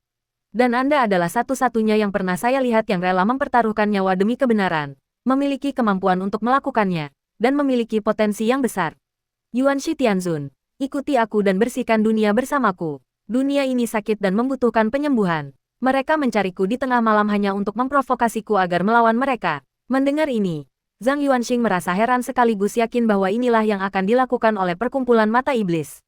Dia ingin mengejek orang lain karena dianggap gila, tetapi melihat ekspresi bersemangat di wajah mata iblis, tatapan seriusnya, dan semangat seperti martir yang ditunjukkannya saat berbicara tentang membersihkan dunia, dia tidak bisa tidak mengagumi ekspresi mata iblis. Zhang Yuanxing terdiam. Orang seperti itu mungkin sakit jiwa, atau pantas mati, tetapi tidak seharusnya diejek. Zhang Yuanxing berpikir sejenak dan berkata, "Raja Mata Iblis, filosofiku berbeda darimu. Kakekku pernah berkata bahwa 9 dari 10 pejabat itu korup, dan 1 sisanya cukup korup. Baik mereka pejabat, berada di dalam sistem, menjalankan perusahaan, atau pemimpin perusahaan besar. Siapa di antara mereka yang berkuasa yang tidak akan korup? Siapa yang tidak akan mencari keuntungan pribadi? Keserakahan adalah sifat manusia. Tidak serakah berarti melawan sifat manusia. Tokoh-tokoh suci di dunia ini hanya ada di internet. Pada kenyataannya, setiap orang menginginkan semua hal baik di dunia ini untuk mereka. Oleh karena itu, kita harus menghadapi sifat manusia dan melawan sisi gelapnya. Sambil menghukum kejahatan dan mempromosikan kebaikan, kita juga harus belajar berbaur dengan dunia. Gagasanmu terlalu ekstrim. Apakah dunia yang kau bayangkan adalah dunia pembersihan? Tidak. Itu adalah dunia pembantaian seluruh umat manusia. Jadi, mata iblis menatapnya. Oleh karena itu, tidak mungkin kita berada di jalan yang sama, kata Zhang Yuanxing dengan suara berat. Raja Langit Mata Iblis terdiam lama sebelum perlahan berbicara. Aku mengerti pikiranmu. Maka, Yuanxi Tianzun, aku mengutukmu. Suatu hari nanti, ketika kau menyaksikan kegelapan sifat manusia, ketika keluhanmu tak dapat dipenuhi, ketika keadilan ditindas oleh kekuasaan, ketika yang lemah direduksi menjadi domba, aku mengutukmu untuk menjadi seperti diriku.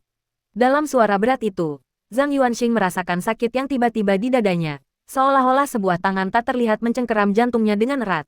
Suara mendesing. Pada saat itu, dua sulur tanaman merambat menjulur dan melilit Zhang Yuanxing, memancarkan cahaya hijau zamrud yang lembut namun kuat. Beberapa detik kemudian, sulur-sulur itu menarik diri, dan dari dalam batang pohon kamper terdengar suara hikmat dari burung elder anjing. Tidak ada kutukan, dan juga bukan sihir. Mata iblis, apa yang telah kau lakukan? Mata iblis tersenyum cerah. Aku tidak melakukan apapun. Kata-kataku hanya efektif bagi mereka yang memiliki keyakinan yang sama. Dia menatap Zhang Yuanxing dengan saksama dan menyeringai. Berkata, tujuanku telah tercapai. Yuanxi Tianzun. Kau pada akhirnya akan menempuh jalan yang sama denganku. Sialan. Tanpa mengucapkan sepatah kata pun, Zhang Yuanxing memanggil alu penakluk iblis dan menusukkannya dengan keras ke pahanya. Semburan cahaya keemasan yang menyilaukan muncul, dan pupil matanya bersinar dengan cahaya keemasan yang cemerlang. Sesaat kemudian, cahaya keemasan itu menghilang, dan Zhang Yuanxing dipenuhi keraguan. Tetua anjing itu benar, dia tidak dikutuk, juga tidak disihir. Tubuh dan jiwanya tidak terpengaruh oleh pengaruh negatif eksternal apapun. Kata-kata mata iblis itu tampak seperti pernyataan biasa saja, tanpa makna yang sebenarnya. Tapi mengapa hatiku terasa sakit? Gumam Zhang Yuanxing pada dirinya sendiri. Jangan coba-coba bersikap sok pintar. Suara Elder Dog terdengar dengan sedikit rasa tidak senang. Mata iblis, kau harus menepati janjimu. Tentu saja, mata iblis mengangkat sudut mulutnya. Wajahnya penuh dengan kesenangan. Aku menepati janjiku, dan aku akan memberitahumu apa yang ku ketahui tentang pembantaian keluarga Chu. Dia berhenti sejenak, lalu berkata, orang-orang yang memimpin para pengikut untuk menghancurkan keluarga Chu saat itu adalah Extinction dan Ghostblade. Mereka bertindak atas perintah Sura. Benarkah itu Sura? Nada suara Elder Dog berubah menjadi terkejut. Mengapa Sura ingin menghancurkan keluarga Chu? Sura adalah yang terkuat di antara profesi jahat dan juga dipuji oleh profesi jahat sebagai penjelajah nomor satu di alam spiritual. Dia telah hidup dalam pengasingan selama bertahun-tahun dan jarang muncul. Meskipun keluarga Chu memang merupakan keluarga terkemuka di alam roh, sama sekali tidak masuk akal untuk mengatakan bahwa Sura secara khusus menyebut nama dan menghancurkan keluarga Chu. Mata iblis itu terkekeh dan berkata, tentu saja. Mawar Malam Gelaplah yang ingin menghancurkan keluarga Chu. Tujuan sebenarnya Mawar Malam Gelap adalah untuk merebut benda penentu kekuasaan keluarga Chu. Aku tidak perlu menjelaskan apa fungsinya, bukan? Setelah terdiam cukup lama, Elder Dog bertanya, kebangkitan. Siapa yang ingin dibangkitkan oleh Dark Knight Rose? Sebelum mata iblis sempat menjawab, anjing tua mengerti, bangkitkan kembali pemimpin Mawar Malam Gelap. Dia mengerti, tak heran jika mata iblis mengatakan bahwa sebelum keluarga Chu dimusnahkan, Mawar Malam Gelap tidak memiliki pemimpin. Pada saat itu, Dark Rose belum cukup kuat untuk menghancurkan keluarga Chu, jadi mereka bersekongkol dengan Uskup Agung Perang. Namun, jika hanya itu yang dibutuhkan, Dark Rose hanya perlu menghubungi Raja Langit berpangkat tinggi. Mengapa Sura harus ikut campur dalam hal-hal seperti itu? Apalagi mengeluarkan perintah secara pribadi. Apakah Sura akan peduli dengan hal-hal sepele seperti itu?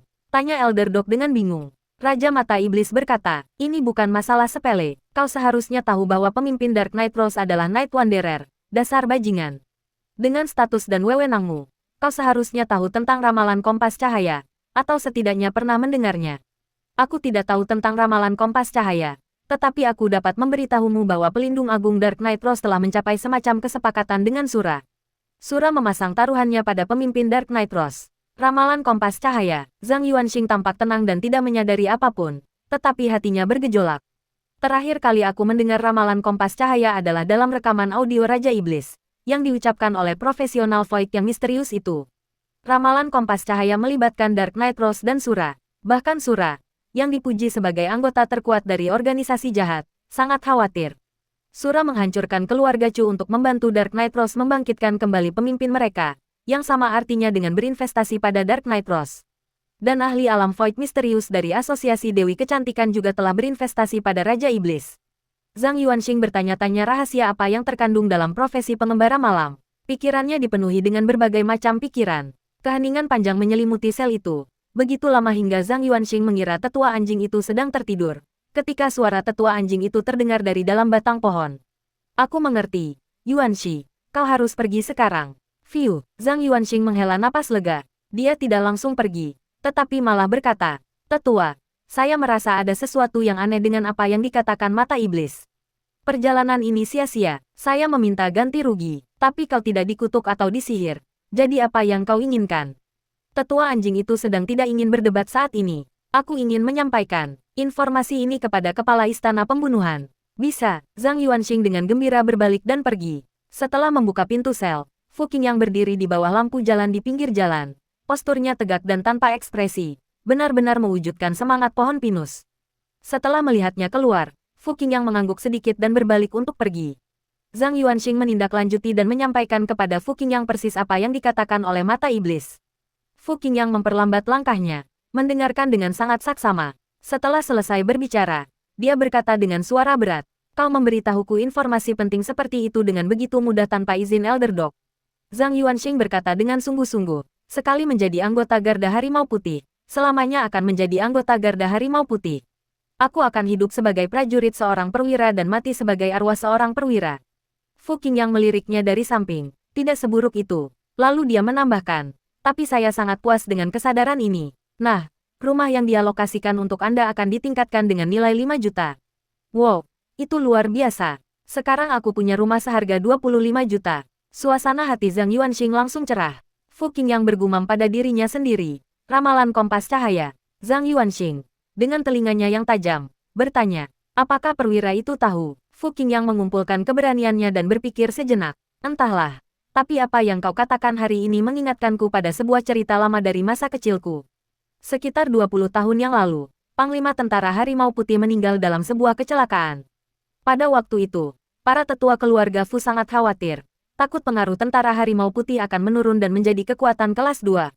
Suatu kali saya pernah mendengar tentang kompas cahaya, tetapi saat itu saya masih awam dan tidak memperhatikannya.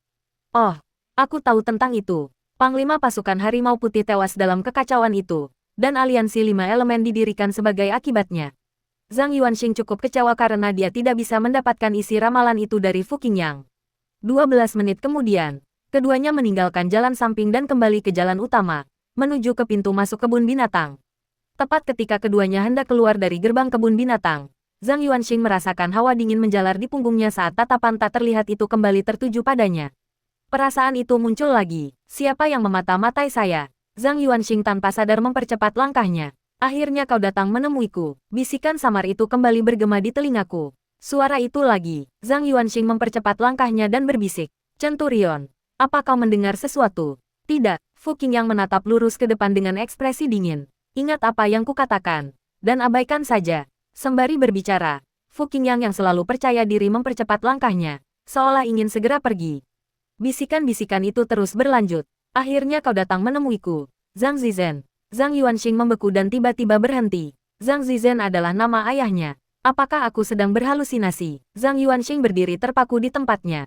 Pikiran pertamanya adalah bahwa dia sedang berhalusinasi. Bahwa bisikan di telinganya bukanlah nyata, melainkan dia sedang dipengaruhi oleh suatu kekuatan dan sedang berhalusinasi. Lagi pula, nama seorang ayah kemungkinan besar tidak diketahui oleh orang luar, jadi penjelasan yang paling mungkin adalah bahwa bisikan di telinganya berasal dari hatinya sendiri. Tapi mengapa nama ayahku? Jika ini semacam ilusi yang mempengaruhiku, maka itu pasti sesuatu yang sangat kuinginkan. Aku tidak mendambakan kasih sayang seorang ayah, aku hanya memiliki ingatan samar tentang ayahku yang meninggal bertahun-tahun yang lalu. Saat Zhang Yuanxing masih bingung, Fu Qingyang, menyadari perilakunya yang tidak biasa, berbicara dengan nada yang luar biasa serius. Jangan berhenti, teruslah maju. Suara sang perwira itu memiliki kekuatan yang meyakinkan, dan pikiran Zhang Yuanxing langsung jernih, semua pikiran yang mengganggu lenyap. Dia menahan napas, mengabaikan bisikan di telinganya, dan melangkah mengikuti sosok berjas putih itu, menuju gerbang kebun binatang. Zhang Zizen, kau pergi lagi. Kau pria pengkhianat dan hina. Bisikan di telingaku tiba-tiba menjadi melengking dan penuh ratapan, seperti bisikan seorang wanita yang teraniaya dan ditinggalkan. Zhang Yuanxing menegang. Diam-diam melafalkan, jika hati semurni es, seseorang tidak akan gentar meskipun langit runtuh. Mempercepat langkahnya, dan akhirnya mengikuti Fu Qingyang keluar dari gerbang kebun binatang. Tiba-tiba, bisikan-bisikan di telingaku menghilang. Zhang Yuanxing tak berani berlama-lama atau menoleh ke belakang, langsung menuju mobil mewahnya. Baru setelah mobil itu menyala dan melaju jauh, ia berani menoleh ke belakang. Saat malam tiba, siluet kebun binatang tampak samar-samar dalam kegelapan, sunyi mencekam. Panggilan, Zhang Yuanxing menghela napas lega, sambil berpikir dalam hati, kebun binatang anjing tua terlalu aneh, ya. Fu Qingyang duduk tegak di sebuah kursi besar yang empuk, tatapannya menunjukkan campuran antara keterkejutan dan keseriusan, lalu berkata, "Apa yang kamu dengar?" Zhang Yuanxing dengan hati-hati memilih kata-katanya, sebuah nama yang sebaiknya tidak disebut, Centurion. Aku menduga aku berada di bawah ilusi. Aku hanya tidak tahu siapa yang menebarkan ilusi ini padaku. Fu Qingyang mengambil cerutu yang setengah terbakar, menyalakannya sendiri, dan menghembuskan asap putih tebal, sambil berkata, "Dasar dari ilusi adalah memicu emosi, menargetkan titik terlemah dalam hati manusia. Nama yang Anda dengar adalah kelemahan psikologis Anda. Kemampuan inti seorang ilusionis sebenarnya adalah memanipulasi dan memprovokasi emosi target mereka. Mereka dapat melihat kelemahan di hati target dalam sekejap. Oleh karena itu, seorang ilusionis tingkat suci, Dream Master, juga dikenal sebagai iblis hati."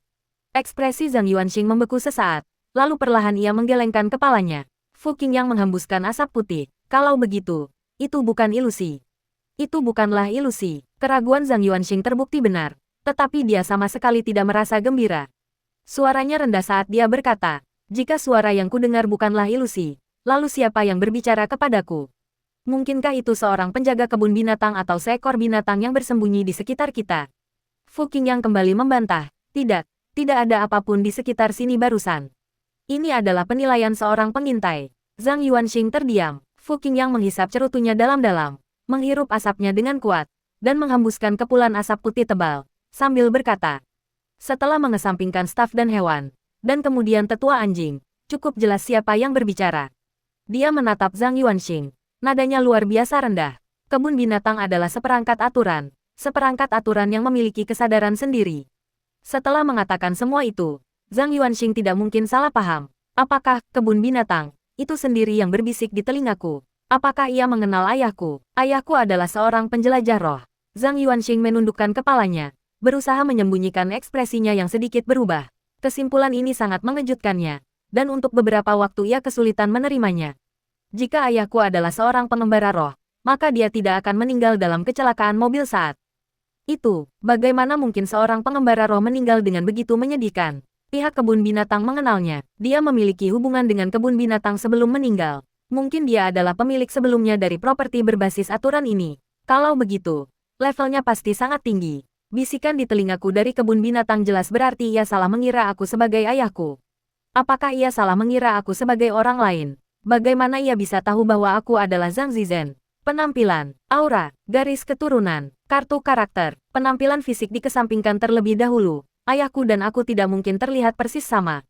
Kartu karakter itu milik Raja Iblis, dan Raja Iblis serta ayahku bukan berasal dari era yang sama.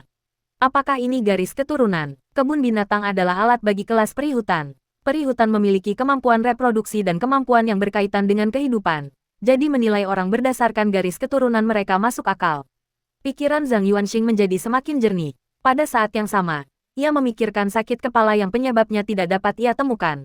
Setelah bertemu dengan Tuan Bill, ia mengetahui bahwa penyebab penyakit itu adalah jiwanya telah mengalami trauma. Masalahnya adalah, dia hanyalah manusia biasa. Dunianya dan dunia para praktisi spiritual adalah dua garis paralel yang tidak pernah berpotongan. Apa yang membuatnya pantas menerima luka seperti itu? Sekarang dia mengerti, meskipun penyebab cederanya masih belum diketahui. Setidaknya hal itu menunjukkan bahwa dia tidak sepenuhnya terlepas dari alam roh. Ada seorang penjelajah alam roh dalam latar belakang keluarganya. Bagaimana dengan ibuku? Apakah dia juga seorang pengembara alam roh? Zhang Yuanxing teringat ekspresi cemas dan tak berdaya di wajah ibunya ketika tiba-tiba jatuh sakit. Jika ibunya adalah seorang penjelajah alam roh, ia tidak akan menunjukkan kecemasan dan kepanikan sebesar itu. Namun, dia dengan cepat menemukan pil untuk menyembuhkan trauma jiwaku, yang menunjukkan bahwa dia memiliki koneksi. Jadi, meskipun dia bukan penjelajah alam roh, dia mengetahui keberadaan penjelajah alam roh dan bahkan telah menjalin beberapa koneksi. Dengan menghubungkan detail-detailnya, Zhang Yuanxing menyusun rangkaian peristiwa sedikit demi sedikit. Selain itu, ia tiba-tiba bertanya-tanya apakah sesepuh anjing itu, sebagai pemilik kebun binatang saat ini, mungkin memiliki hubungan dengan ayahnya. Centurion, Zhang Yuanxing tersadar dari lamunannya. Bagaimana Elder Dog mendapatkan benda bertipe aturan ini? Apakah benda bertipe aturan adalah sesuatu yang dimiliki setiap Overlord? Fu Qingyang menjentikkan abu dari cerutunya, selalu siap menjawab pertanyaan apapun dari bawahannya yang terpercaya. Informasi tentang para tetua bukanlah sesuatu yang dapat saya akses. Mengenai masalah satu barang per orang, Fu Qingyang meliriknya. Zhang Yuanxing menemukan jawabannya dalam sikap meremehkan sang perwira yang tampaknya biasa saja namun luar biasa.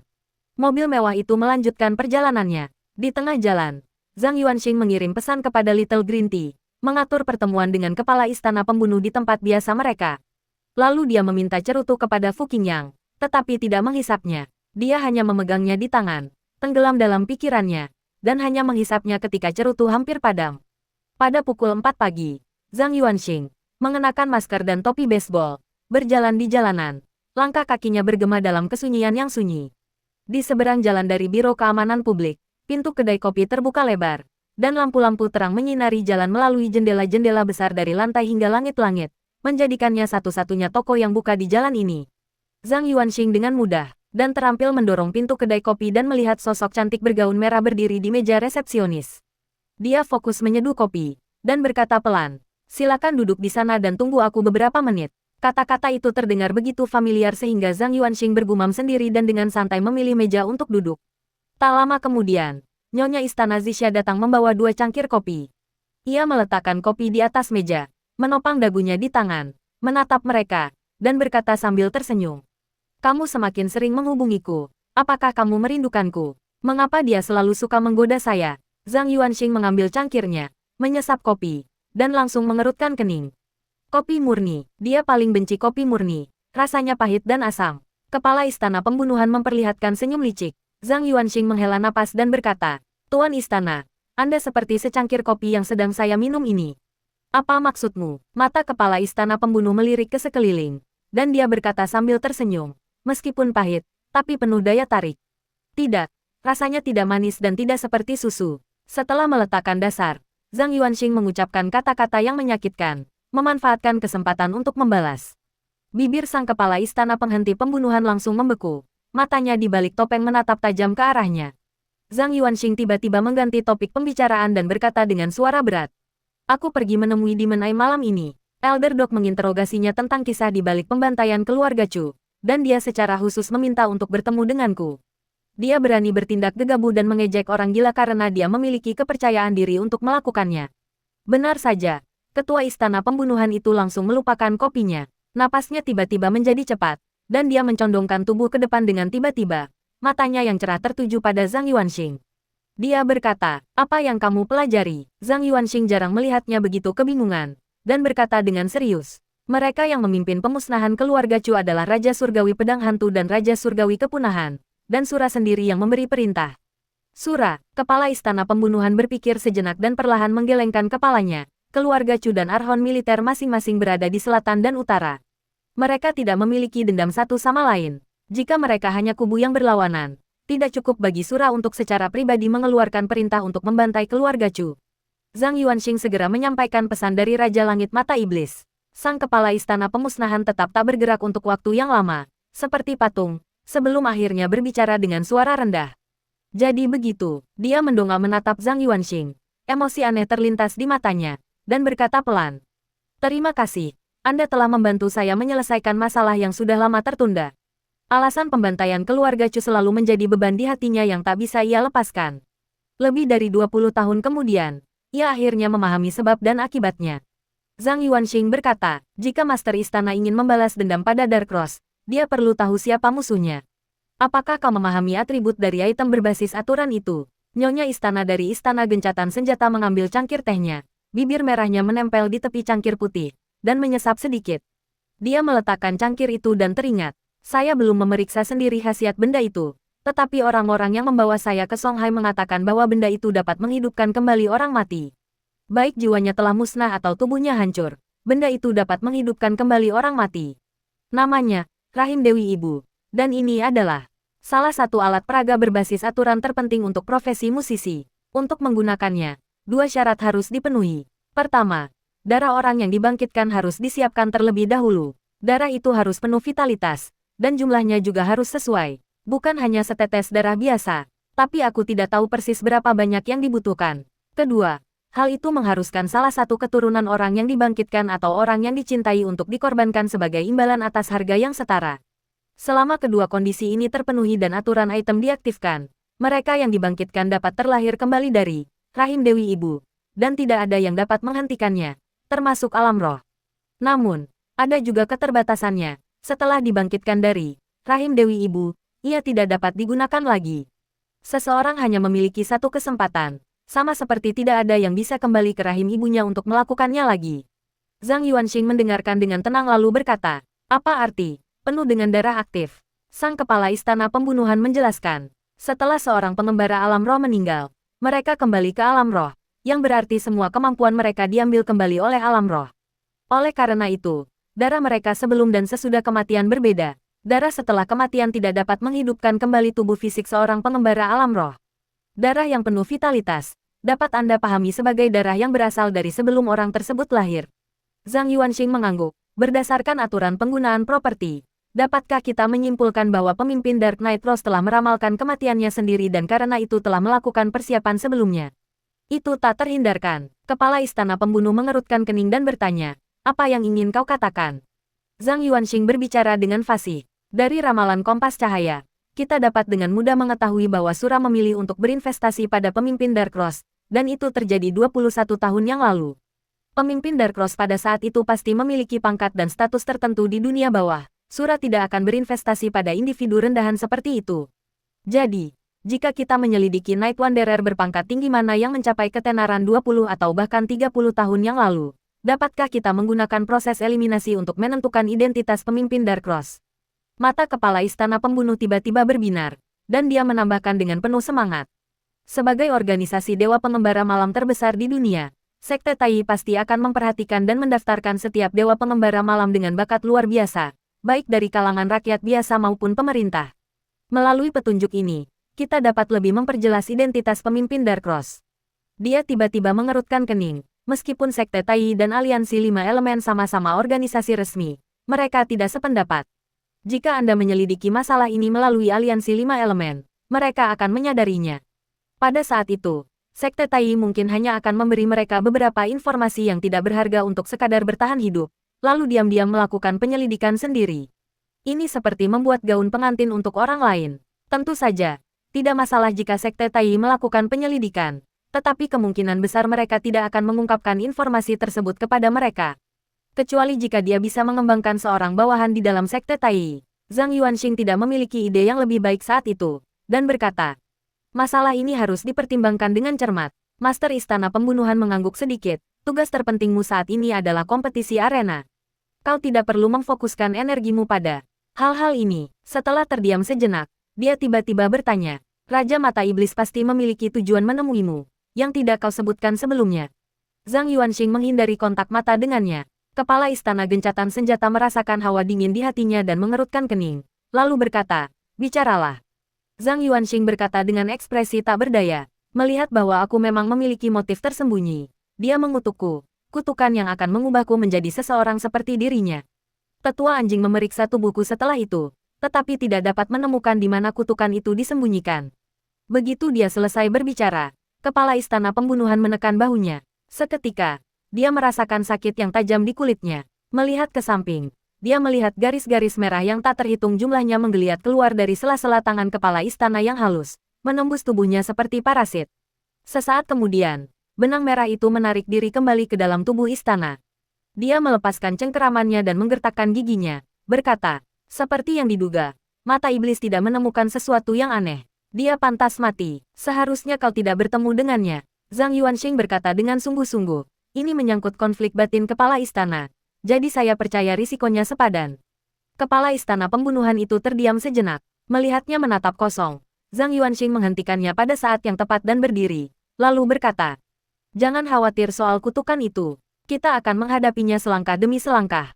Tuan istana, saya permisi dulu. Tanpa menunggu jawabannya, Zhang Yuanxing melangkah keluar dari kedai kopi. Setelah berjalan agak jauh, Dia menoleh ke belakang dan mendapati lampu di kafe masih menyala. Tidak seperti sebelumnya ketika lampu akan padam begitu dia pergi. Langkah terakhir itu bagus. Itu memberinya pujian dan berhenti di waktu yang tepat, membiarkan wanita itu menikmatinya perlahan. Meskipun Lin Jun itu sampah, cara-caranya dalam berurusan dengan wanita memang luar biasa.